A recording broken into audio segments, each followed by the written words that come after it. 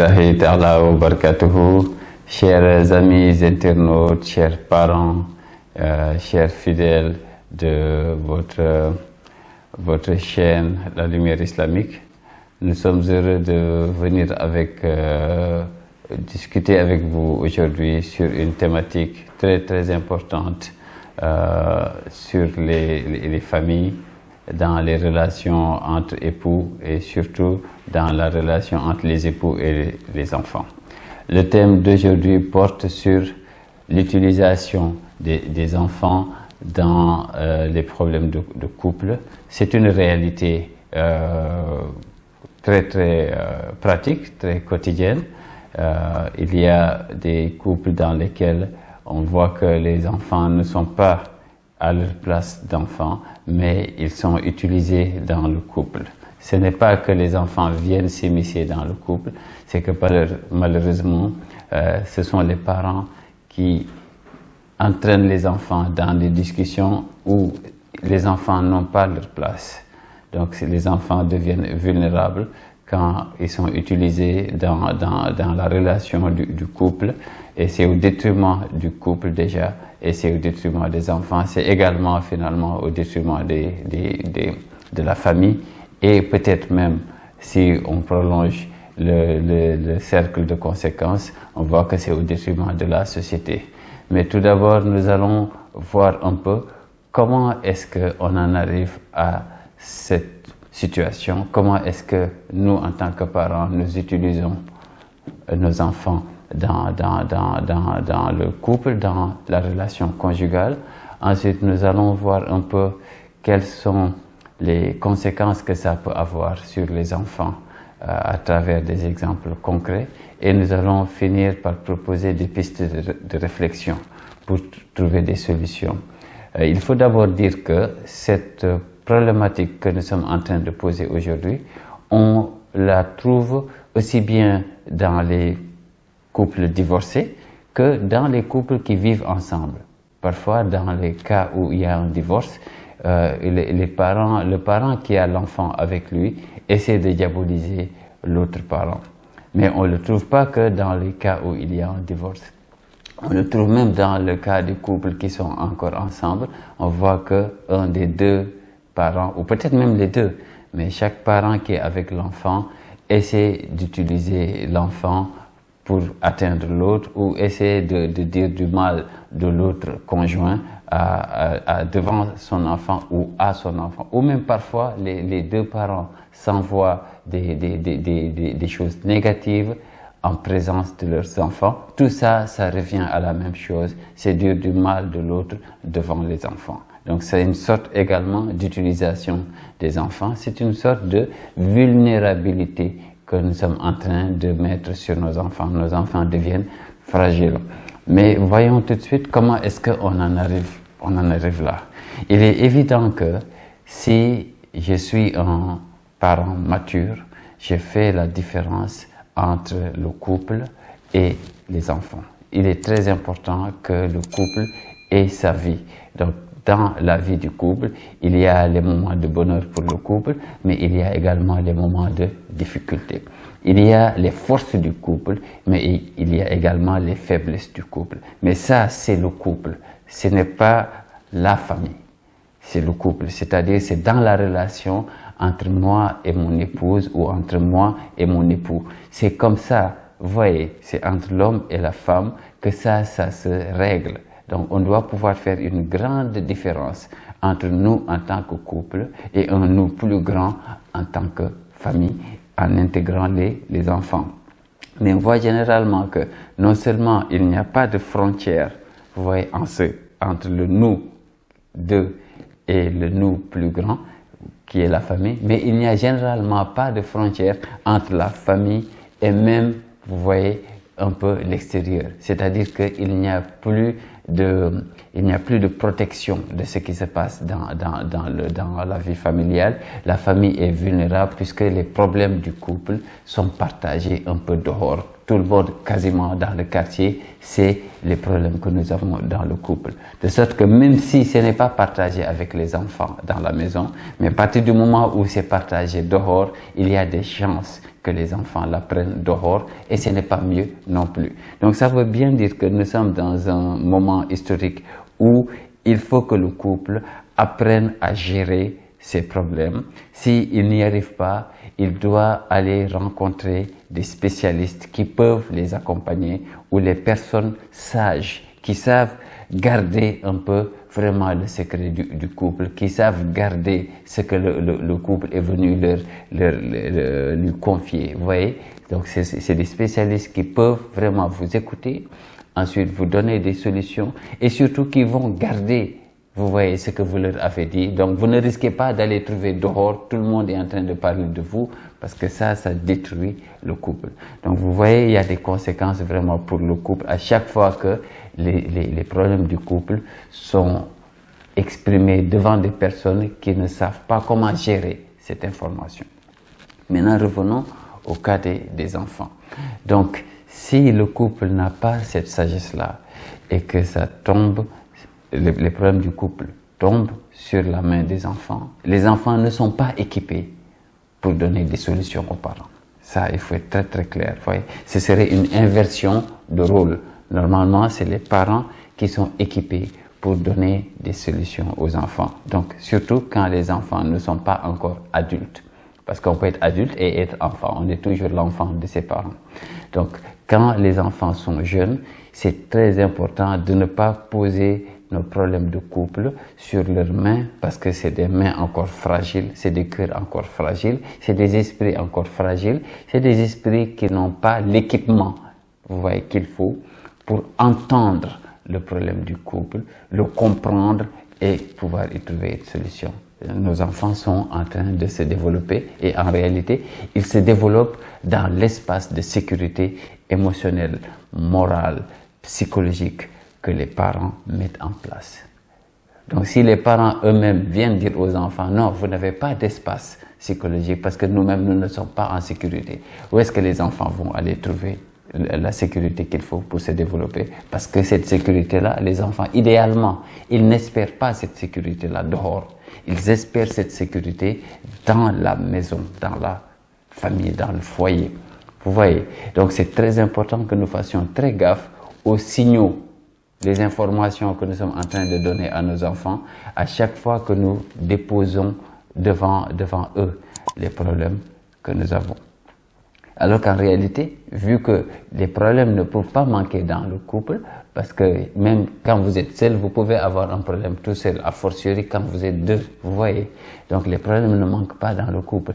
Mais la façon de régler ça fait que dans un cas, on peut protéger les enfants, dans un autre cas, on rend les enfants vulnérables, puisqu'on expose nos problèmes à nos enfants, c'est-à-dire on expose nos enfants à nos problèmes. Donc ça, c'est très important que nous puissions faire la part des choses. Donc, voyons comment ça se manifeste très, très concrètement. Donc, on voit quand cette sorte d'immaturité un peu frappe le couple, que ce soit une seule personne dans le couple ou les deux personnes en même temps, on voit que chacune des parties, donc soit le papa ou la maman, essaie d'utiliser l'enfant comme un allié, vous voyez, contre l'autre, comme si on était en guerre et qu'il faut chercher des alliances. Ça, ce sont des alliances que normalement, c'est la famille qui doit s'allier contre l'extérieur s'il y a une guerre, vous voyez. Donc ça veut dire que de fait, on a fait comme si, vous voyez, dans la maison, il y avait une partie qui était dehors, une autre partie qui est dedans. C'est un phénomène d'exclusion à l'intérieur. C'est presque paradoxal, vous voyez, mais c'est une exclusion à l'intérieur. C'est-à-dire, on vit ensemble sous le même toit, mais il y en a une des parties qui est dehors, ouais, alors qu'elle est à l'intérieur physiquement de la maison. Mais spirituellement, psychologiquement, émotionnellement, elle est mise dehors par une des deux parties qui est obligée d'être la partie la plus brutale. Vous voyez, parce qu'elle est obligée d'utiliser la force, la contrainte, la manipulation, la ruse pour utiliser l'enfant contre l'autre conjoint. Alors qu'en réalité, ce qu'on attend, c'est que une partie du couple, oui, ça peut être le papa, ça peut être la maman à un moment donné, peut jouer un rôle dur, vous voyez, pour indiquer là où il faut aller, ou en tout cas montrer là où il ne faut pas aller. Pendant que l'autre récupère par la souplesse, par la tendresse, pour montrer que tu comptes pour tout, pour donner à l'enfant le signal que oui, si nous sommes fermes avec toi là-dessus, c'est un certain nombre de choses très précises sur lesquelles on ne va pas négocier avec toi, c'est les règles, vous voyez, mais sur tout le reste, tu as notre amour, notre affection, notre accompagnement, tu as notre soutien. Vous voyez, donc c'est un jeu que le couple fait. Parfois, les deux parents le font. Vous voyez, mais dans les cas où c'est dur, il y a un des deux parents qui généralement va jouer ce rôle-là d'être très ferme pour montrer les limites. D'accord. Maintenant, s'il y a de la manipulation de l'enfant et que le couple a malheureusement perdu cette maturité, on voit qu'une des deux parties va utiliser les enfants comme pour se renforcer. Ouais, ça veut dire qu'en réalité, c'est de la faiblesse que nous avons individuellement, vous voyez, parce que si on va jusqu'à utiliser les enfants pour se renforcer, c'est que psychologiquement, on est déjà faible, vous voyez. Donc, on va se renforcer avec les enfants pour attaquer une autre partie des enfants. Parce que le papa, c'est une partie des enfants. La maman, c'est une partie des enfants. Donc, utiliser les enfants contre le conjoint, que ce soit le papa ou la maman, c'est utiliser les enfants contre une partie des enfants. Donc ça veut dire c'est utiliser les enfants contre les enfants eux-mêmes, puisque chaque attaque qui est portée sur l'autre partie est une attaque qui est portée directement sur le développement psychologique normal de l'enfant, sur le développement de l'enfant, sur sa vision, sur sa moralité, sur sa trajectoire, sur son avenir, sur son devenir, puisque c'est un problème que nous sommes en train de mettre dans le futur. Et quand ce problème arrive et se cristallise, on est obligé d'aller voir les psychologues. Nous rencontrons beaucoup d'enfants qui ont été malheureusement utilisés dans ces cas-là, et le parent dit oui, mon enfant a un problème. C'est pour ça que je viens vous voir. Mais il oublie souvent que c'est lui-même qui a créé ce problème-là. Mais au moment où il crée le problème, il n'imaginait pas qu'un jour il va devoir aller rencontrer un psychologue pour lui parler de ce problème. Donc, voici une grande catégorie de problèmes qu'on peut éviter. Vous voyez, quand on n'utilise pas l'enfant contre lui-même, parce qu'encore une fois, utiliser l'enfant contre le parent, c'est utiliser l'enfant contre lui-même, puisque le parent, c'est la moitié de l'enfant. C'est une partie intégrante de l'enfant. Ça, c'est très, très clair. Donc, vous voyez, on voit cette manipulation, cette ruse. Vous voyez, il y a énormément de façons de le faire. Il y a une grande panoplie vraiment de façons d'utiliser l'enfant, parfois contre son gré, lui faire dire des choses, l'amener à penser des choses, l'amener à se comporter d'une certaine façon, vous voyez, contre l'autre parent. Vous voyez, dans le cas des familles divorcées, on voit que on fait comme si il est important pour nous que l'enfant déteste l'autre parent, qu'il n'aime pas aller vers l'autre parent, qu'il se sente mal à chaque fois qu'il doit aller rencontrer l'autre parent. Il y a des familles divorcées dans lesquelles, en présence de l'enfant, pas que la maman ou pas que le papa, mais même la famille, vous voyez, de la maman ou du parent, se met avec le parent qui a l'enfant pour détruire l'autre parent qui est absent, dire du mal de lui, qu'il est irresponsable. Vous voyez, la moindre erreur qu'il peut faire est étalée comme si c'était la fin du monde, comme si c'était une personne absolument irresponsable. Vous voyez, alors que c'est ça qui est irresponsable. Ce qui est irresponsable, c'est en présence de l'enfant, lister tous les défauts, vrais ou faux, vous voyez, vrais ou supposés, vous voyez, du parent qui est absent. Alors qu'en réalité, les absents ont des droits. Les absents ont des droits quand une personne est absente, a fortiori dans ces cas-là de divorce où le divorce est déjà un traumatisme pour l'enfant.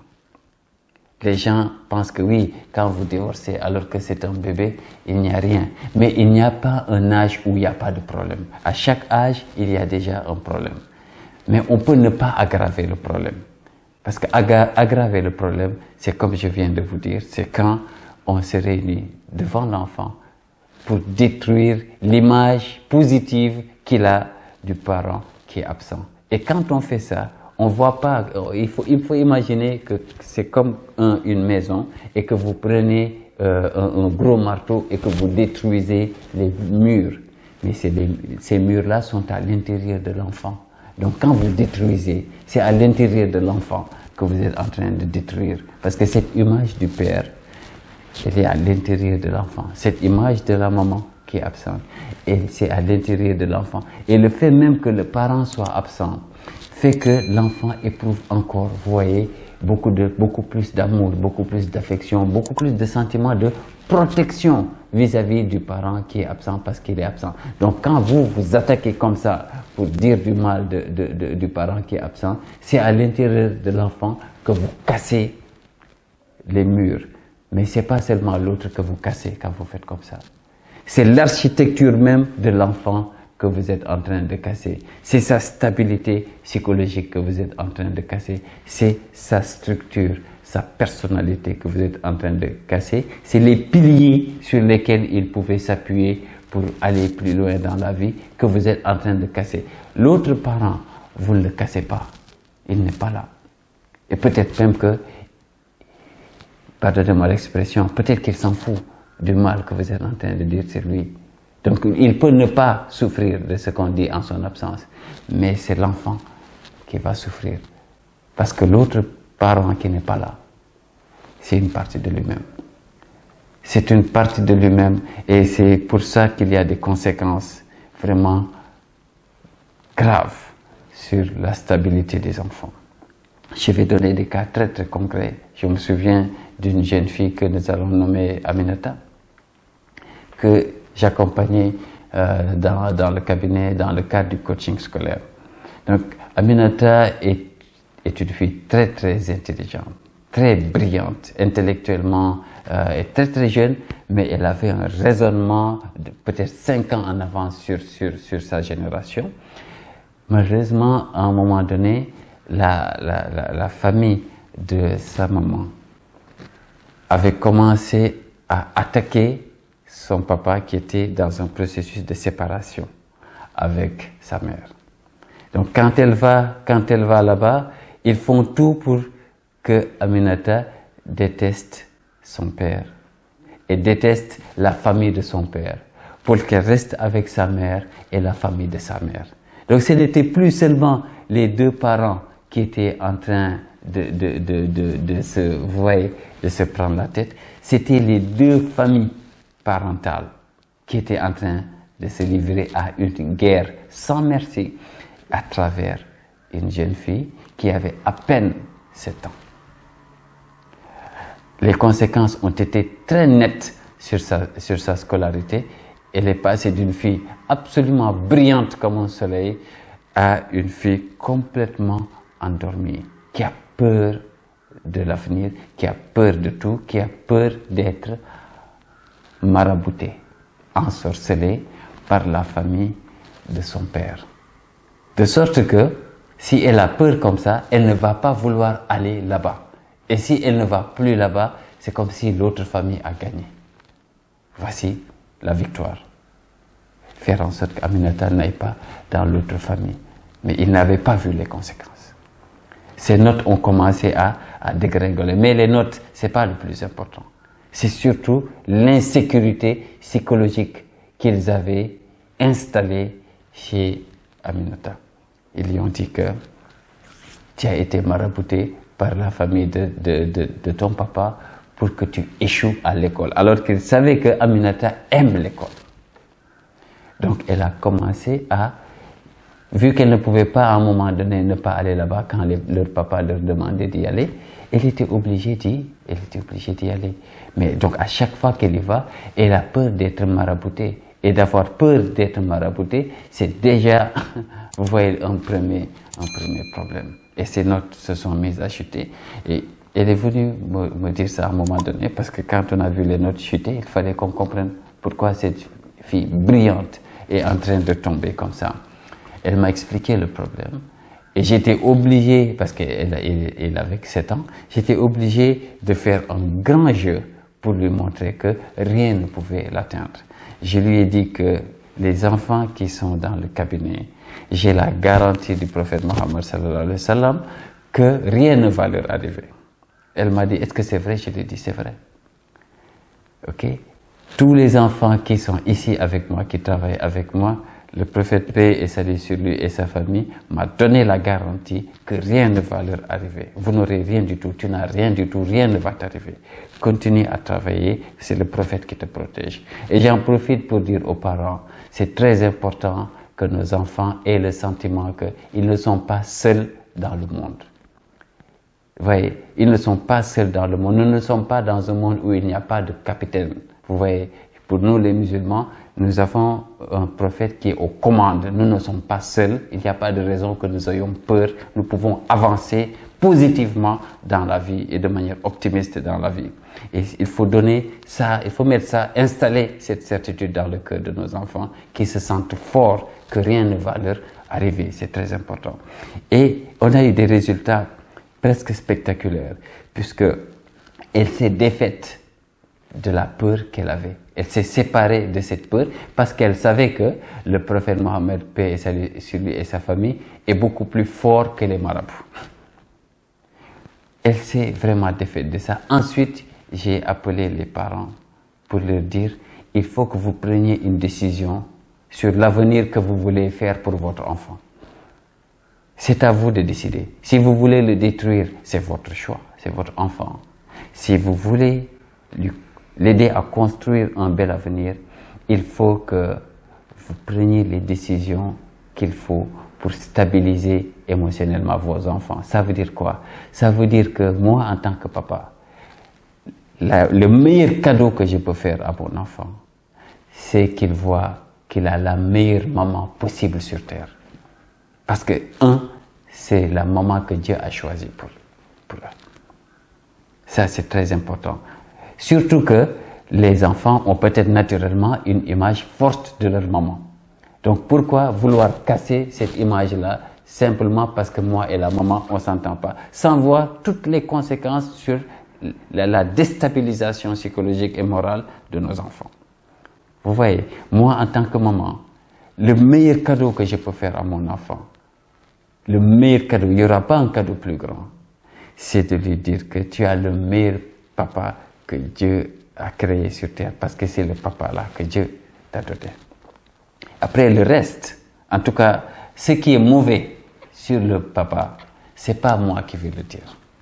L'enfant, il peut le découvrir tout seul, et ça, c'est la responsabilité du père. Ce qui est mauvais sur la maman, l'enfant va le découvrir tout seul. Et ça aussi, c'est la responsabilité de la maman. Vous voyez? Et puis aussi, dans tous les cas, nous avons des défauts en tant que parents. C'est ça la vérité, parce que nous ne sommes pas parfaits.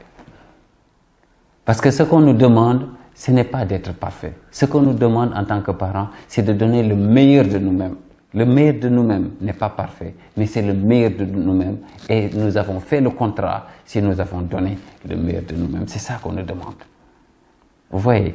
Donc, si le papa donne le meilleur de lui-même à son enfant et qu'il est imparfait, ce n'est pas un péché. Parce que le job, ce n'est pas d'être parfait. Le job, c'est de donner le meilleur de nous-mêmes. Et si le parent l'a fait, l'autre conjoint n'a pas le droit de venir casser ça. Parce que l'autre conséquence maintenant, et je vais finir avec ça, quand vous aurez réussi à casser l'image du papa devant votre enfant, vous aurez cassé votre propre image. Parce que l'enfant sait qu'on n'a pas le droit de casser l'image de quelqu'un comme ça. Donc d'un seul coup, vous ne vous rendez pas compte, mais vous allez avoir la pire image possible que l'image que vous avez cassée. Ça peut ne pas tomber aujourd'hui, mais à un moment donné, l'enfant vous en voudra d'avoir cassé le mur qu'il avait en lui. L'image du papa ou l'image de la maman qu'il avait en lui, il vous en voudra d'avoir cassé cette image-là. Et il pourra pardonner à l'autre à l'image que vous avez cassée, mais il peut ne pas vous pardonner d'avoir cassé l'image qu'il avait co-créée avec l'autre parent. Parce qu'il faut bien qu'on laisse la possibilité à 3 choses. Le couple construit une image avec l'enfant. Donc il y a l'image couple-enfant. Il y a l'image papa-enfant. Il y a l'image maman-enfant. Et il n'y a pas de raison qu'il y ait des conflits entre ces différentes images. Ces différentes images vont donner de la force vitale à nos enfants pour qu'ils se développent. Ça veut dire que chaque image rend l'enfant plus beau.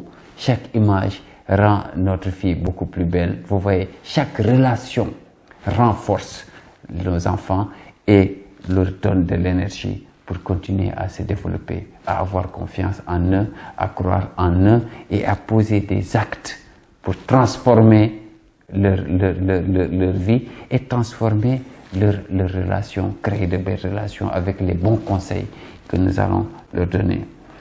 Maintenant, si je casse l'image du papa sur mon enfant ou je casse l'image de la maman sur l'enfant, je vais casser mon image sur l'enfant, moi qui casse, parce que j'aurai une image de casseur. Et vous allez voir certains enfants répliquer ce type de comportement, la médisance, dire du mal des autres. Oui, c'est nous qui avons installé ça, il ne faut pas oublier. Vous voyez, il y aura la médisance et toutes ses conséquences. Donc, pour finir, peut-être 2 à 3 pistes de solutions. Nous vous recommandons vraiment les meilleures façons de protéger nos enfants, c'est de préserver l'image de l'autre conjoint, en sa présence comme à son absence. Évidemment, on ne le dira jamais assez, régler les problèmes du couple dans l'espace privé du couple et ne pas exposer nos enfants. Nos enfants ne sont pas toujours outillés pour pouvoir entendre nos problèmes, les comprendre et faire avec. Et ce n'est pas leur job, ce n'est pas leur mission. Ils n'ont pas à faire ça.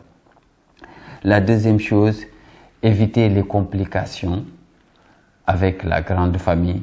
Il faut que la grande famille joue un rôle de réconciliateur. Le divorce, c'est la fin du couple. Mais le divorce, ce n'est pas la fin de la famille. Il faut bien faire la différence. Donc la famille existe sous une autre forme qui doit rester tout aussi intelligente, où les parents doivent sauvegarder l'image du parent qui est absent pour que l'enfant ne se sente pas détruit également. Donc nous espérons que ces quelques conseils peuvent apporter à la réflexion et vous disons assalamu alaikum wa rahmatullahi ta'ala wa barakatuh.